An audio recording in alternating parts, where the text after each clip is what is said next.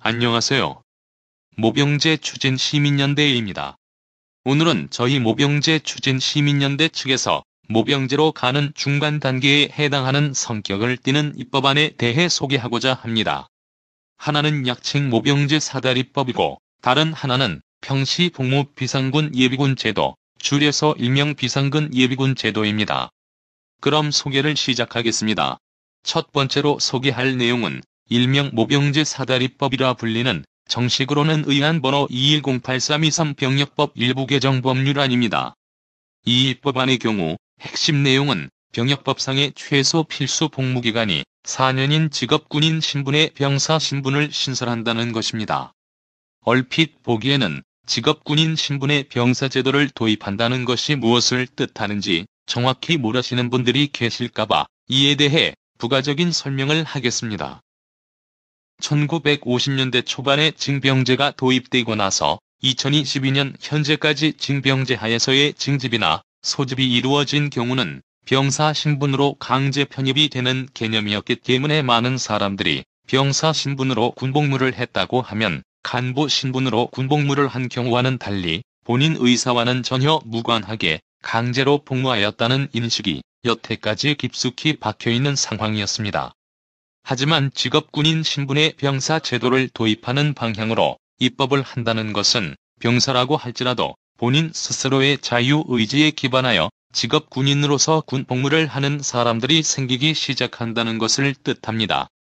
직업군인 신분의 병사 제도가 도입되고 나서 병사 계급에 해당하는 만큼의 목표 인원을 다 채운 경우 더 이상 병사를 포함한 모든 군인들을 본인 스스로의 자유의지와 상치되는 방향으로 징집과 소집을 할 필요가 없다는 것을 뜻하고 이는 곧 전면적인 모병제 도입을 의미합니다. 두 번째로 소개할 내용은 일명 비상근 예비군 제도라 불리는 정식으로는 의안번호 210928의 예비군법 일부 개정 법률안입니다.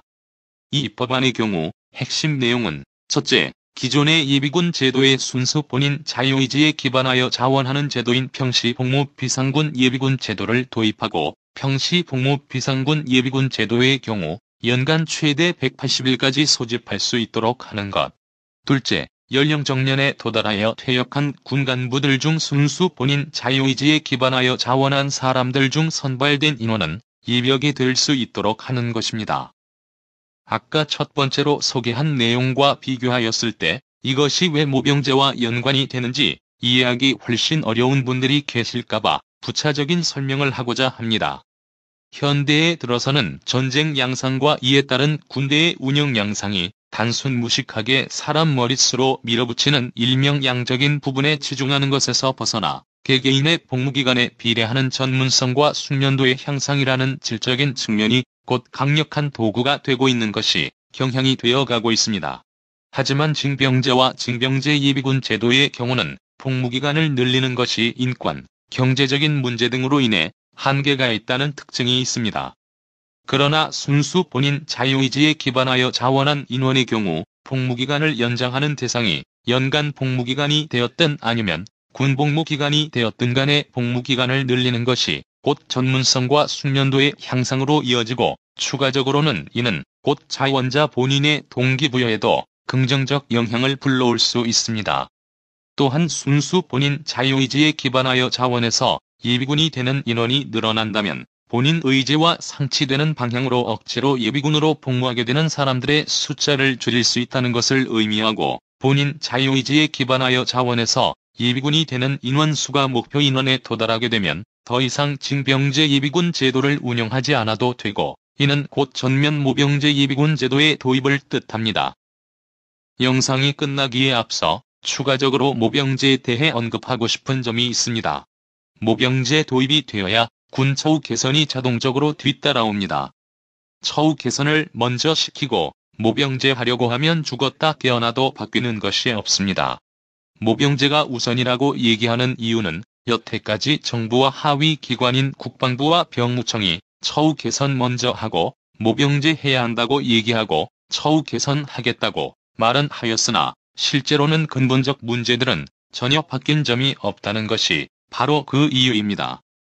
이 말을 끝으로 이번 영상을 마치고자 합니다. 아마도 누군가는 저희 모병제 추진 시민연대의 존재에 대해 응원과 지지를 보내는 이들도 있고, 또 다른 사람들은 저희 모병제 추진 시민연대가 눈엣 가시일 수 있습니다. 어쩌면 정면으로 징병제를 통해 이득을 보는 기득권 논리에 반기를 드는 것이 탐탁치 않을 것이라 여길 수도 있겠죠. 하지만 저희 모병제 추진 시민연대는 궁극적으로 세상이 바뀐다는 사실과 저희가 하고 있는 행동이 근본적으로 옳은 길이라는 것을 확신하기에 모병제가 도입되는 그날까지 열심히 활동하고 또 행동할 것입니다. 이상입니다.